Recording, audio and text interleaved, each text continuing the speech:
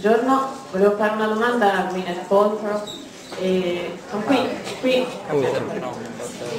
Pepper Potts è una donna che nasconde qualcosa, cioè nasconde i suoi sentimenti nei confronti di Tony Stark. Nella sua vita lei, credo necessariamente in quanto attrice, ha dovuto nascondere spesso quelle che erano le sue paure, i suoi sentimenti sia in positivo che in negativo, soprattutto i grandi dolori, credo. Ho letto che soprattutto dopo il suo secondo figlio ha avuto un problema con se stessa. Volevo sapere come l'aveva superato e che consiglio può dare alle donne in questo senso. E poi un'altra domanda piccola, se tra i suoi personaggi c'è un personaggio che secondo lei può essere di esempio a tutte le altre donne. That is 500 questions. Okay, so let's start with the first part. You know, well, obviously, you know, in this day and age when celebrity has become what it is, I think there are parts of your life that you keep private and hidden, so that you can have an inner life, you know, so that what you have in your life is real. But our job as actors is to not hide anything and to be as raw and open as possible, even if you're playing a scene where you're meant to be concealing something. So I think it's essential to be very unhidden in your work, and in your life, you know, you negotiate it how you can. Yeah, after I had my son, I had some postnatal depression, and it was very difficult. I didn't feel like myself at all. I was, well, if anyone's ever had it, they know what it is. And I think I was able to get through it. I started to kind of address it once I started to come out of it a little bit, and then I really addressed it. And luckily, I was able to, you know, kind of turn it around and get everything back to normal, and lots of, you know, alternative therapies and exercise, and you know, I came out of it, and you know, it was okay. But you know, it's something that a lot of women go through, and they don't know what's wrong. They don't have an outlet, and you know, you have to deal with it in order for it to get better. So, you know, that's why I suppose when I was asked about it, I talked about it, because, you know, I think it's a very isolating thing. You feel like you're the only person who's ever felt that way.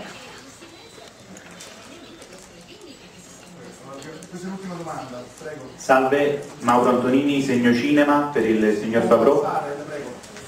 Allora, Iron Man è, come altri personaggi legati agli Avengers, sono dei personaggi fortissimi nell'immaginario dei lettori di fumetti, ma che sono meno facili da trovare nel patrimonio culturale della gente che non legge i fumetti, probabilmente perché, come ad esempio anche Daredevil, è stato riconosciuto dopo il film, insomma, come un personaggio a livello di Spider-Man o i Fantastic Four o Hulk. E volevo chiedere, visto che trovo il film un'ottima trasposizione del personaggio, quanto lei pensa sia importante per multimedializzare Iron Man, per trasportare Iron Man in un gradino più alto di quello della nicchia del lettore di comic book? Well, in the United States, very few people knew Iron Man. The character's been around for about 40 years. He's part of the original pantheon of Marvel characters, but still only the comic book reading culture in the United States knew who he was. So there was a tremendous challenge to introduce this character. And since it was Marvel Studios' first film, self-financed, I felt a responsibility to stay true to how he was depicted in the books. So there are so many comic book movies out now, and comic book movies with Batman, who everybody knows, and the Hulk and Spider-Man, which, you know, I know back home very popular, here I assume as well, better known. So the challenge is, how do you educate the public?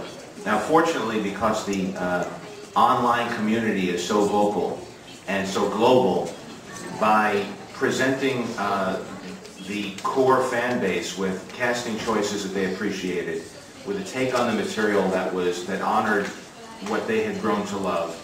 And then thanks to these enormous events like Comic-Con in San Diego, where we would sit in a room with 6,000 people who were avid fans and show them footage a year ago, that began the conversation and the groundswell of interest that has slowly bubbled its way up into the mainstream. And then, of course, in casting the people to my left, everybody's curious what Robert Downey is going to do now. Robert Downey playing a superhero, I think, piques people's curiosity. I remember when I heard that Johnny Depp was going to do Pirates of the Caribbean, I was all of a sudden curious about this project that I otherwise had no interest in. And Gwyneth Paltrow, having not worked in a long time, for her to decide to do a movie that's this commercial with these people, I think piqued people's curiosity. And Terence, of course, has a wonderful tradition of films that he's worked on and awards he's been nominated for his fine work. And Jeff Bridges, everybody loves back home. I hope everybody loves him here. And so it became an interesting cast that didn't necessarily line up with people's expectations for a superhero movie. That gave us an open door to present this character. And I think this cast defines the character, and if they like what we've done, then the imagery of the character is so, iconic with the suit of armor and with the bold color scheme and all the wonderful things he could do thanks to today's technology and the groundbreaking work that ILM had done on movies like Transformers, and we were able to use that.